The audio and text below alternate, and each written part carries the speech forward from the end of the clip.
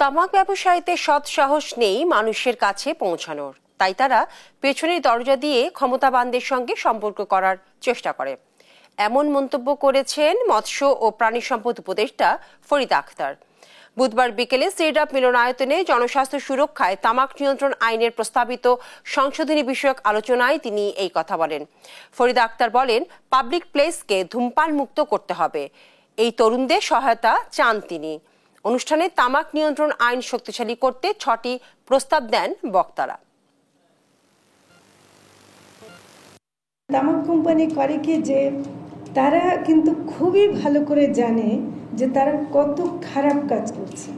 তারা জানে যে তারা মানুষের মৃত্যুর জন্য দায়ী।